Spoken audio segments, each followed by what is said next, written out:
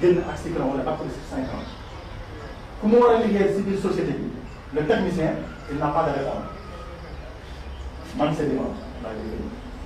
am nañu avocat bu bees mais jeunes yu fa nekk il a fallu que ñu fàggat jël temps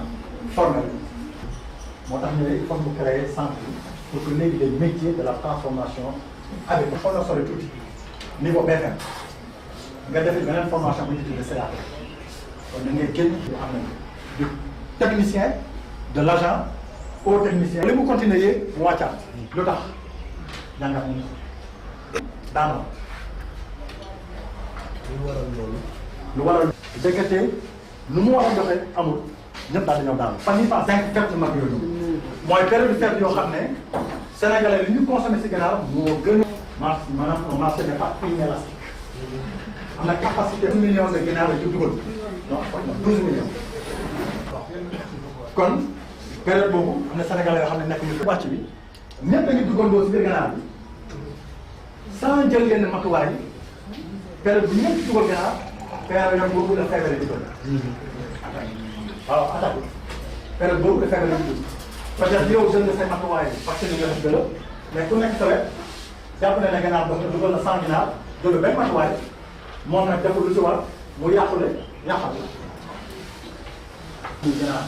nee na nan lay def ba jëlee sama ganaar yi fi ñu bëgg Tambacounda muy jafe-jafe. ganaar bi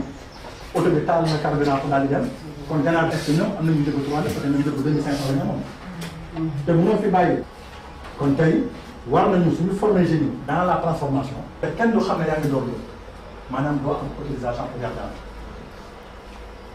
te pourtant loi bi dafa ne balaa ngay dugg ci yarum ganaar da nga war a dem su ministère élevage nga yëglu ñu jox la autorisation pour commencer. peut-être da nga ko xamul aussi. ma ne ba xamul ne xamul ne dafa laaj autorisation. faaw nga am permis de conduire. parce que policier da nga xaar soxla kon képp ku war a yëngu si ginaar da nga war a dem yëg ñu wax juste ginnaaw dëkk bi tàgg fa lu bëri mu ne man de tabax naa lu ma nekk def ñu jëlee ko waaw.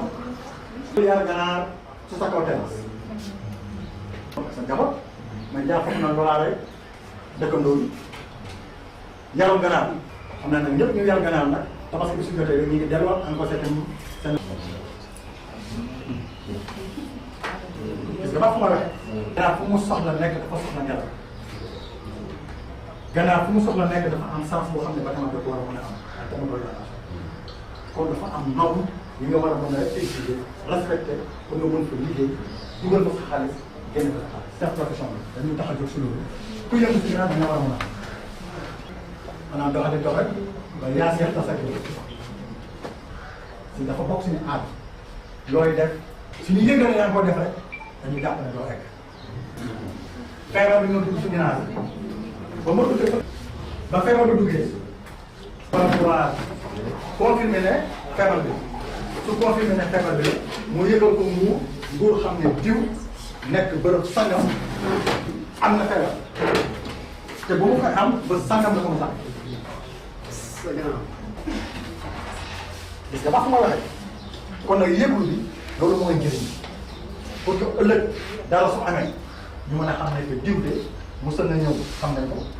wax nañu ne day dugal nangam mos nañu dem ba gis ne dugal na kon am na problème yëglu ne na am na. Vous regardez la caméra. Voilà, dans la caméra. Voilà. C'est bon? Voilà. Bonjour docteur et présentez-moi notre micro. Je m'appelle Mamadou Ba, je suis vétérinaire et responsable technique au sein de la Sédiment et formateur au sein du cluster aviculture et surtout au sein du CIMEL de Mbao. Alors donc vous êtes au CIMEL de Mbao aujourd'hui pour une formation. De quoi il s'agit? Voilà. Je vous remercie pour l'opportunité qui m'a été offerte pour parler au public de l'objet de la formation aujourd'hui. Le ministère de l'élevage, en rapport avec le CIMEL de Mbao et le ministère de la formation professionnelle à travers les 3 FPT et le ministère des Sénégalais de l'extérieur donc, ont convenu aujourd'hui d'accompagner les Sénégalais, certains Sénégalais de l'extérieur et qui sont issus d'un retour soit forcé ou d'un retour volontaire. Et à l'issue de leur retour, dans le cadre de leur accompagnement en vue de leur réinsertion ou leur insertion sociale, le ministère a identifié certains migrants qui n'ont pas eu la chance de pouvoir, je peux dire, réaliser leur objectif. Donc de les réunir aujourd'hui au sein de Semel Nambao. Et pour ceux qui ont choisi la filière aviculture, de devoir les accompagner dans le cadre, dans un premier temps, d'une formation. Donc l'objet aujourd'hui, c'est de les former aux techniques d'élevage de poulets de chair et d'élevage de poules pondeuses. Alors, ils sont au nombre de combien Donc aujourd'hui, la première vague concerne 58 personnes que le ministère a sélectionnées. Il semblerait-il que par rapport à un nombre de 120. Donc la première cohorte qui va être formée tourne autour de 58. Alors, et quels sont les modules qui seront dispensés à ces 58 apprenants? Donc à ces 58 apprenants, je peux dire le module principal tourne autour des techniques d'élevage du poulet de chair et des poules pondeuses. Et à travers cette thématique générale, elle sera divisée en plusieurs modules. Le premier module va tourner autour du bâtiment d'élevage. Le deuxième module va tourner autour des différentes maladies aviaires. Le troisième module tournera autour du management et de l'alimentation des poulets de chair comme de la poule pondeuse. Un autre module qui va tourner autour de la gestion de la poulette. Donc la poulette, c'est le sujet, en tout cas c'est le sujet qui est destiné à devenir une future pondeuse.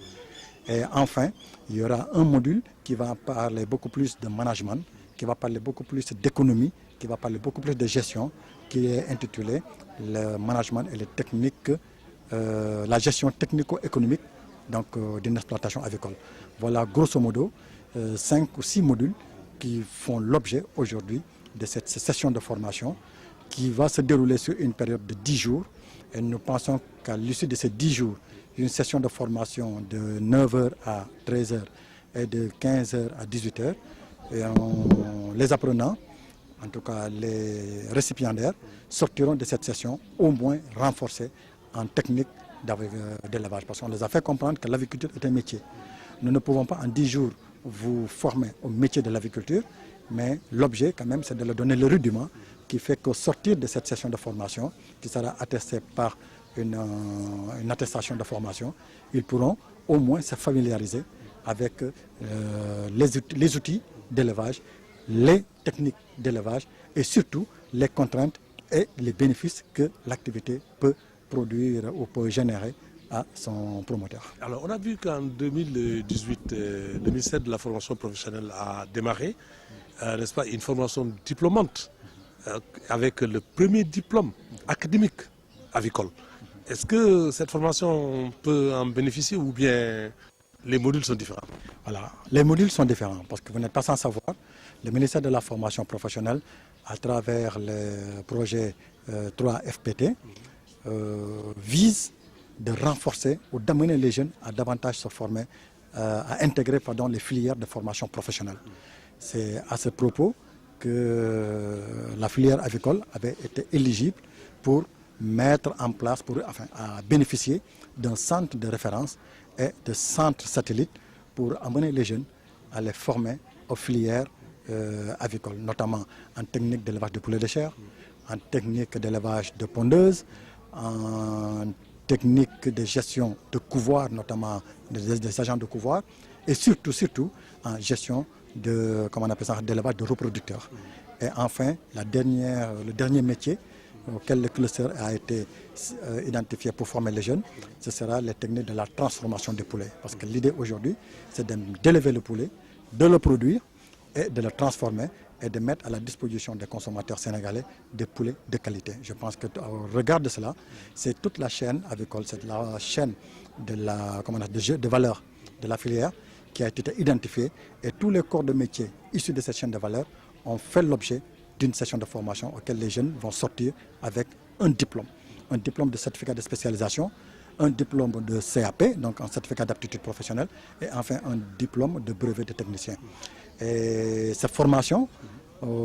Ça, on l'a intitulé, on l'a mis dans le cadre global des formations continues, qui fait qu'on renforce, on prend des producteurs qui sont déjà dans la filière et qui veulent embrasser la filière, qui sont déjà des porteurs de projets. Et nous leur présentons la filière et nous leur donnons les rudiments de des rudiments d'une formation avicole pour leur permettre de pouvoir intégrer. Donc ceci est un petit peu différent de la formation, je peux dire, diplômante, qui se fait sur 6 mois pour les CS ou sur 2 ans pour le CAP et le BT, alors qu'ici, c'est une session de formation sur une dizaine de jours. Donc vous voyez que la durée est un petit peu différente. Voilà, alors donc depuis pratiquement, je crois, 2005, nos frontières sont fermées pour l'importation de la volaille, sur tous ces aspects. Alors, est-ce à dire aujourd'hui que la filière peut présenter un certificat de bonne santé? Je confirme, parce que c'est vrai que pour la filière avicole, nous avons par moments des hauts et des bas. Et j'entends par hauts et des bas, c'est-à-dire des périodes de l'année où, je peux dire, les acteurs rencontrent quelques petites difficultés pour écouler leur production. Mais je reste convaincu, et les chiffres l'attestent, que la filière continue à enregistrer une croissance à 2 chiffres chaque année. Ça montre encore une fois que depuis l'arrêt des importations, donc la fermeture des frontières, de 6 millions de poulets qui étaient produits en 2005, l'année dernière, les statistiques ou les chiffres officiels attestent qu'il y a eu 45 millions de poulets qui ont été élevés. Et nous pensons que les années à venir, on va continuer encore à augmenter. L'objectif, c'est d'élever 60 millions de poulets, au moins d'ici 2020. Et le marché est correctement approvisionné? Le marché est correctement approvisionné et nous sommes certains, et là, j'attire l'attention, je peux dire, des téléspectateurs, de les rassurer que la production locale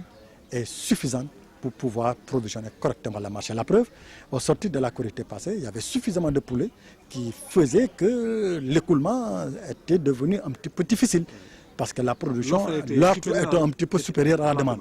Voilà. Et au regard de cette situation, je pense qu'encore, il a fallu, nous, acteurs de la filière, notamment à travers l'interprofession dont je suis le secrétaire général,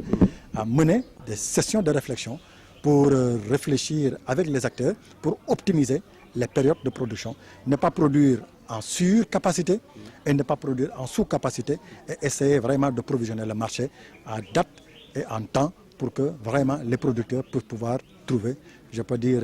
gagner dans leur production. C'est ça qui est vraiment l'objet de l'interprofession. Voilà, je vous remercie. Une synthèse en wolof. Voilà, suñu jotaay tey bi nii maa ngi rafetlu sa laaj. Tey jii nii ministère de la forêt avec les 3 FPT. Ok. Donc tey suñu jotaay tey bi ministère de la formation professionnelle à travers les 3 FPT, ministère des Sénégalais de l'extérieur, donc les affaires étrangères et des Sénégalais de l'extérieur, ak ministère de l'élevage à travers le SEMEL de Mbao ñoom ñoo lëkkaloo woon pour jàppale sénégalais yoo xam ne dañu bëggoon demi ji bitim réew tukki ji maanaam defe ji immigration yàlla def ne seen mëbët doxul donc ñu bëri dellu si ñeneen ñi ñibbi si ñooñu nag la ñetti kuréel yooyu nañu tase tey pour xool nu ñu jàppalee nan la ñu jàppalee pour ñu mën a yëngu su mbirum yarum ganaar loolu nag moo andi tey jii nii formation bi donc ñu fas yéene jàppale leen former leen su nu ñuy yaree ganaar foofu fàttali leen ne dafa am ñaari xeetu ganaar yoo xam ne yar leen pour seen yàpp maanaam poulet de chair ak ganaar yoo xam ne dañ leen yar pour sañi nen donc ñu seetlu ne formation boobu noonu naam mënuñu tënk lépp su yaram ganaar jox leen ko mais tey jii nii jël nañu ab résumé boo xam ne su fukki fan yaakaar nañu ne suñ leen tàggatelee suba si ak ngoon war nañ leen mën a jox lépp loo xam ne dinañ ko xam su yaram ganaar yan jafe-jafe moo si nekk yan feebar si nekk nan la ñuy saytoo moytu feebar yooyu noonu yan programme de prophylaxie la ñuy seet yan xeetu bâtiment la ñuy dugal pour que kuy war a mën a yëngu su ganaar nga mën a xool su yan anam nga ko war a mën a yare yan xeetu bâtiment ngay jëfandikoo nu nga koy yare yan matuwaay ngay war a mën a jël en terme de prophylaxie donc loolu yëpp lan lañ leen bëgg a saytu jox leen ko capacité leen te mu nekk nag vraiment formation boo xam ne yaakaar nañu nekk tey jii ne ku ñëw toog fekkee ko participer si su si yàlla àndee ba nga pare tey na ni di nga xam dara su mbirum ganaar te tey ñii ñuy formé ñu si bëri dugg nañu si ganaar xam nañ ko ñan ñi ngi si yëngu ñeneen ñi ñu ngi si fas yéene yëngu donc ñooñu ñëpp nekk ay cibles yoo xam ne sont différents mais formation bi dina leen jëm a tollante pour que ku fi jóge tey war a mën a téye xam lan mooy ganaar yan matuwaay nga war a mën a jël nan ngay war a mën a def pour que tey soo dugalee fukk nga mën fa jëlee fukk ak juróom. tey jii nii ñu bëgg a former tey incha allah ak formateur bi première cohorte bi 58 la. donc ñu ngi xaar yeneen groupe yi war a ñëwaat au total 120 la ñu. ñoo fas yéene yëngu si mbirum ganaar voilà il paraît que am na ñeneen ak ñeneen ñoo xam ne mbirum horticulture maanaam ñeneen ñi mbirum agriculture ñeneen ñi mbirum couture ñeneen ñi mbirum mécanique ñeneen ñi donc bëri na ay cibles yoo xam ne métiers yoo xam ne ku nekk wax nga li nga bëgg a yëngu donc ñetti acteurs yooyu toog pour ku nekk ñu dem defal la formation boobu noonu mais tey 120 yi dont le premier groupe de 58 ñooñu ñu ngi la ñu war a former incha allah si mbirum ganaar. di lay remercier bu baax jërëjëf.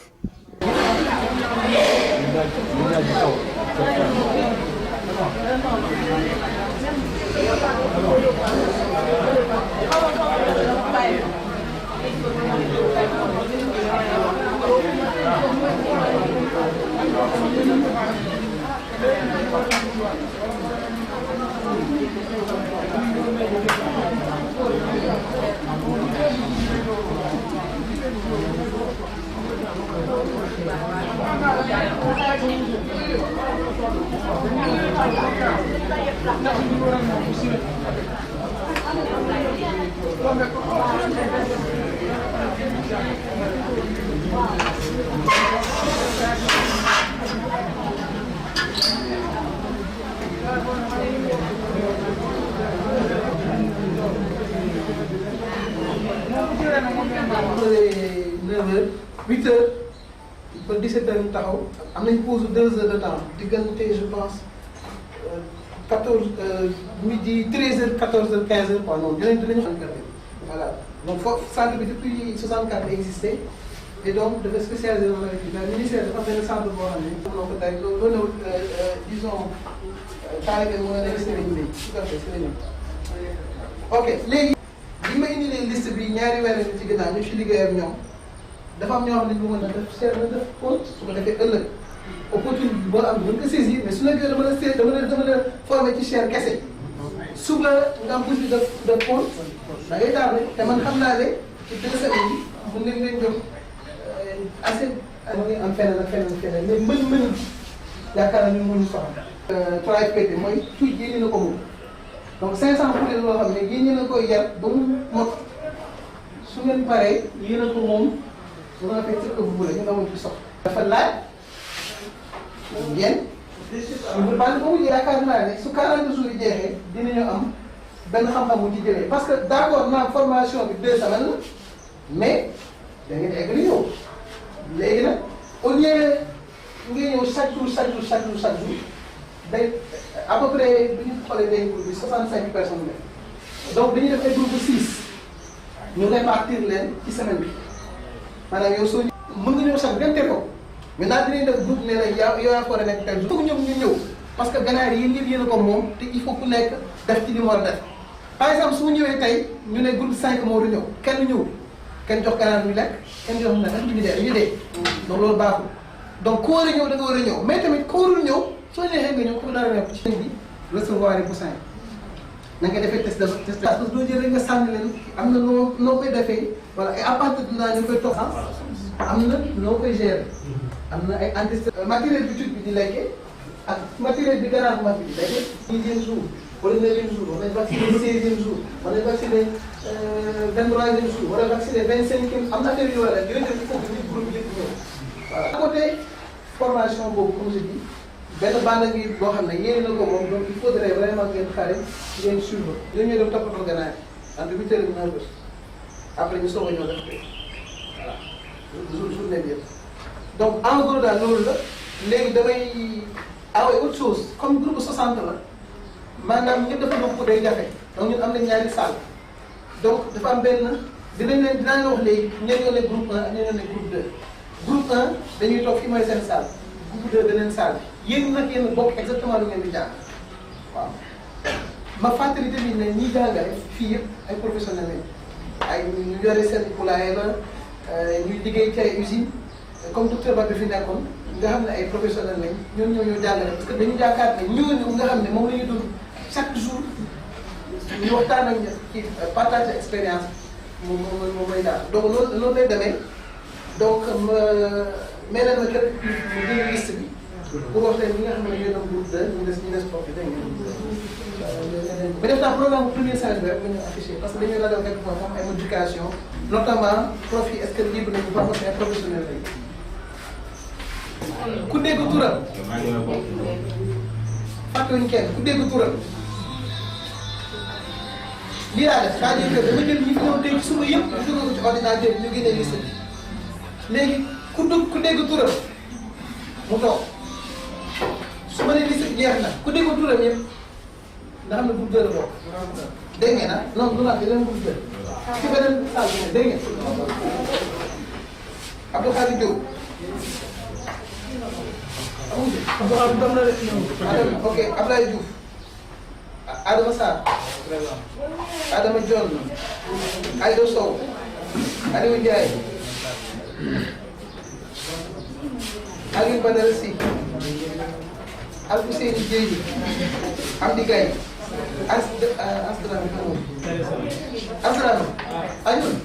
Amdi Gaye Amdi Gaye ok Astou Lo Astou Niang Bara Samb Siré Sabali Cheikh Mbacké Dieng Demba Sané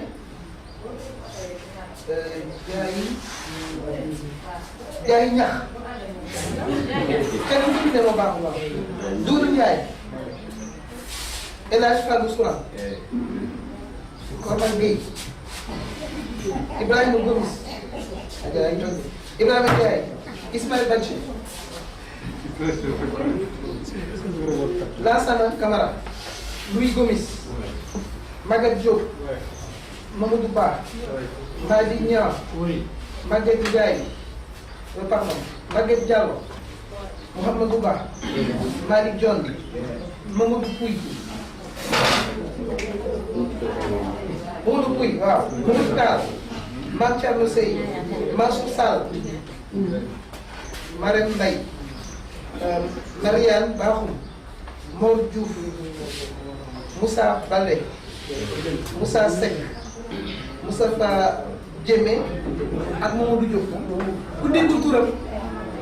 groupe 2 léegi nag déglu leen bu baax la fi mu formation bi jeex par groupe la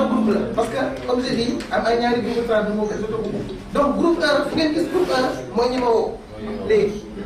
ñeneen ñi groupe 2 fii lañ bokk toujours léegi am naa état bi toujours ñaar la toujours da ngay am groupe 1 ak groupe su ngeen xoolee fii da ngeen gis da ngay am ñaari papier groupe 1 groupe 2 dégg ngeen yéen a bokk li ngeen di def nag mais saa yi ngeen di def ak ki leen di jàngal mënul benn est-ce que leer na waaw jërëjëf léegi nag da ngeen di gaaw a ngeen def parce que mu ngi guddi comme ça ñu mën a bëri yoon. Moi, on m'avait convoqué à 15h. À 15h, je me suis précipité faire tous pour la pluie là. Mais ils ont dû me retenir. Non, ils ont dit que la faute, c'est les Ndiaye, comme les très riches et très intéressants, ça concernant l'agriculture. Agriculture, on en entend parler, mais ce n'est pas quelque chose de simple. Beaucoup de gens le prennent comme quelque chose de simple. Mais en réalité, ce n'est pas quelque chose de simple. Parce que tout est paramétré. Et si tu ne respectes pas certains paramètres, ça sanctionne automatiquement.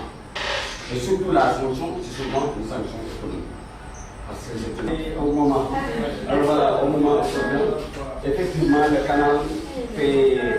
une partie intégrante de la communication. Le canal de communication est très important. Donc on va essayer d'adapter, bien que je ne suis pas wolof.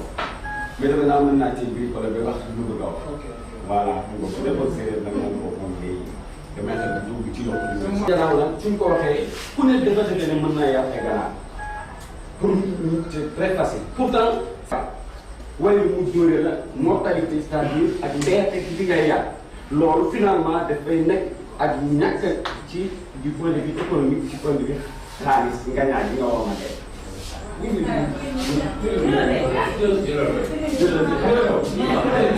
biologique la biologie muy teg la war na doomu aadama diggante berceau ba ci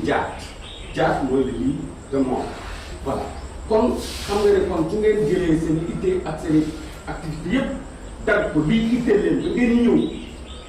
dama yaakaar ne loolu ku ci nekk war na kaa rafet te di ñaan lépp ngeen di taataan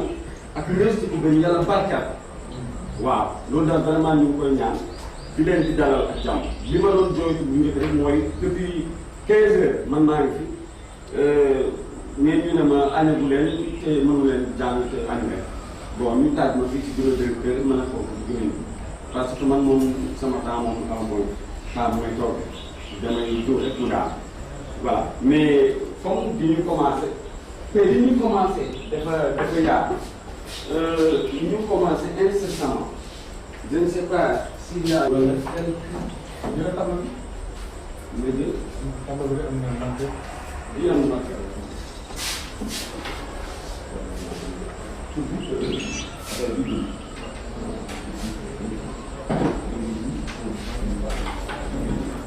garaaw mais on est obligé wax mais su ma waxee ça va contraire à ma si tënk dégg daal suñu expérience ak suñu ñaan bi ñu may mooy soo bëggee doxal élevage ak bu mu mën di doon war nga jéem a sàmmoo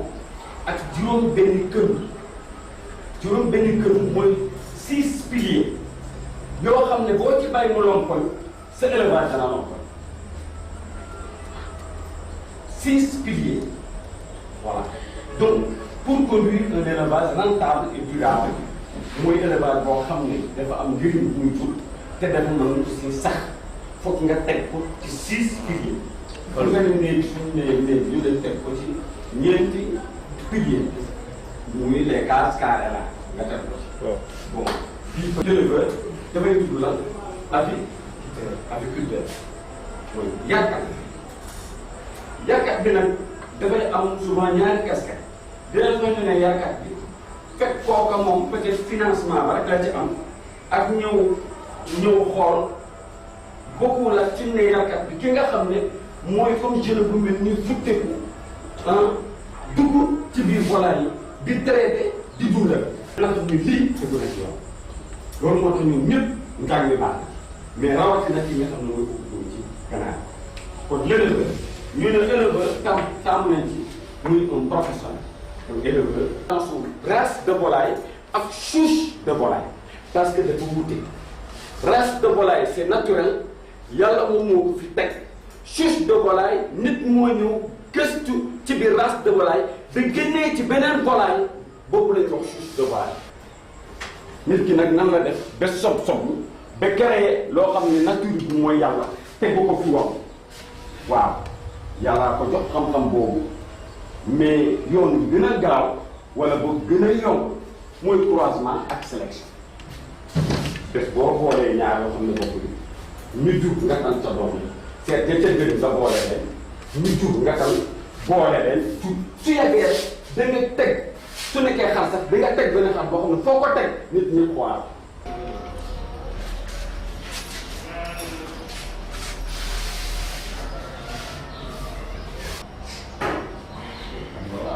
ñu xool ko ak sama chef.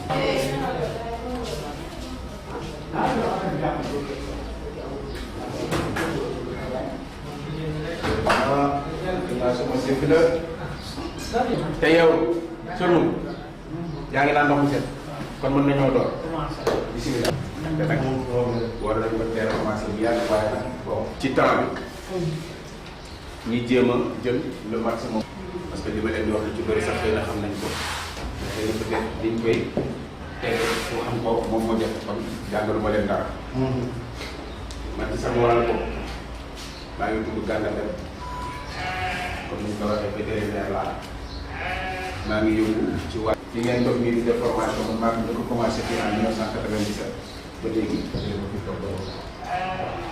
te nag yàlla dimbali naa ak yi def waaye comme ni ñu suñu boobu nekk na ndaxte mbudu ak poulailler du benn. poulailler. wala néewu nga nag. ndaxte du benn waaw. parce que mbudu boo ko waxee loolu da lay yóbbu ci boo demee dëkk ba nga daa wala benn kii boo xam maanaam boo xam ne ginnaaw bi mën a xalaat mais ñaari ginaar ñetti ginaar poulailler français la. waaw léegi ñu mën a xoolal mënul nekk mënu poulailler bi nekk ñun. ndaxte mënu boo ko déggee maanaam boo xam ni abri mënu mooy abri boo xam ni ginaar yi mën na fa laal ok. pour daw jaan yi daw ginaar yi am fu ñu mën a nenee dul ay doomam mais am na loo xam ni différence ak turam ci poulailler bu nekk benn parce que poulailler am na benn fonction bu muy def boo xam ni mënu ko def loolu moo tax ma ni turu mënu bi bëgguma ko trop parce que daf ñuy réeral daf ñu indi ci benn dimension boo xam ne li nga xam ne ni moom la ñu soxla ak bi du ko am d'accord kon xam ngeen du ne yar ginaar pour mu màgg parce que gis naa yéen ba leen di def ba leen di yàq soit ginaaru yàq ngeen di yàq du dëkk wala ginaar su nekk ñett d'accord nañ te ginaar yooyu ngeen di yàq bokkul ak ginaar yi ngeen di yàq ci góor gaaw nañu seen màggaay gaaw na ma leen ko mën a xayma tey boo jëlee benn cuuj su amee ay bés mi ngi am poids boo xam ni bu nit ku dul woon gaari bu doon màgg poids bi mu bu amee 200 ans maanaam nit ki bañ a gaañ ñu continuer di màgg poids bu mu war a am bu amee 200 ans loolu lañ cuuj une semaine bi di am xam nga loolu mooy lan maanaam foofu mooy xale bu war a am 200 ans ci une semaine dañ ko kooku gaaw lu gaaw la dañuy jokkal ci seen doomu béy dañuy précoce te ku précoce da ngay gaaw a màgg boo gaawee màgg da ngay gaaw a màgg te ku gaaw a màgg da ngay gaaw a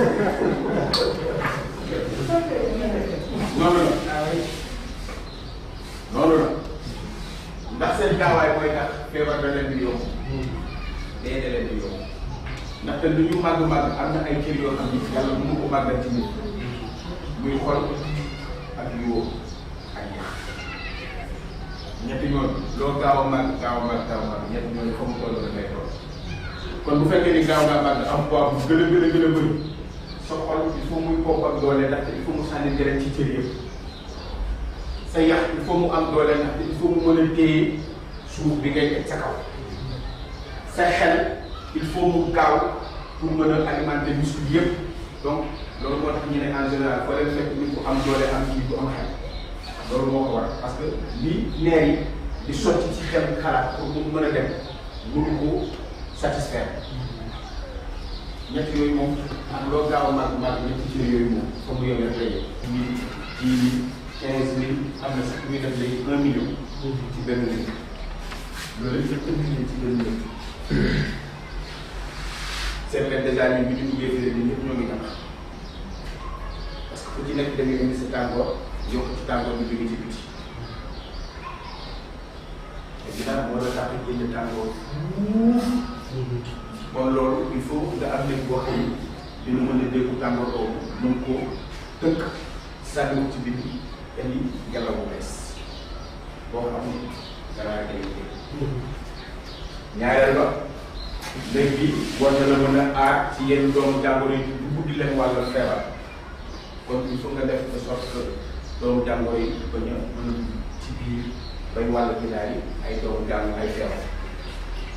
ñetteel ba war nga aar ganaar yi contre li naan prédateur mooy maanaam li ñuy wax prédateur ci wolof bon maanaam rëbb loo xam ne da nga rëbb lu mel ni jàpp lu mel ni gaynde lu mel ni muus mais tamit lu mel ni nit sàcc donc war leen mën a aar loolu moo tax ma ne la bokkul ak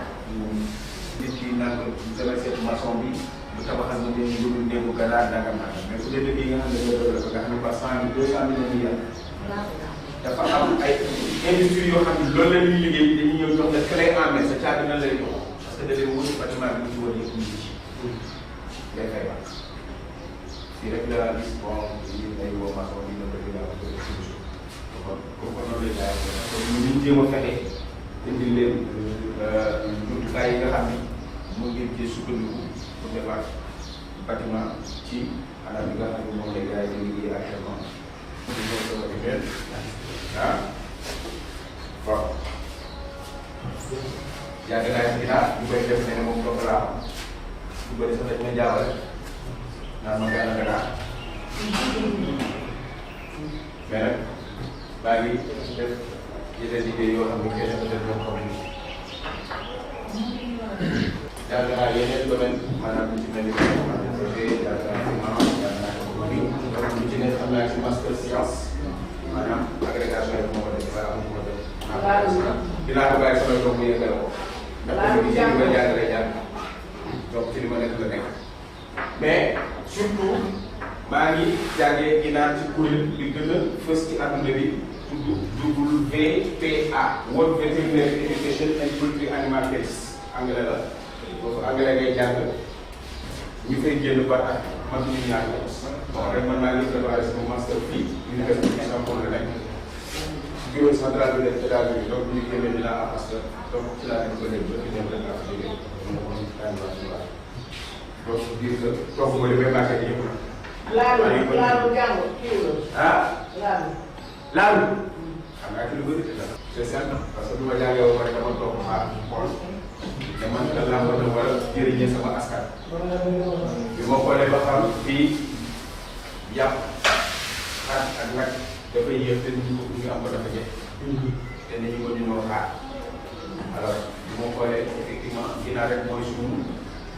chance pour ñu mën a suuf am suuf bu bëri moo gën a gàtt moo gën a gaaw adduna bi yëpp yëpp ci développé soo leen demee nii yëpp seen agriculture dafa développé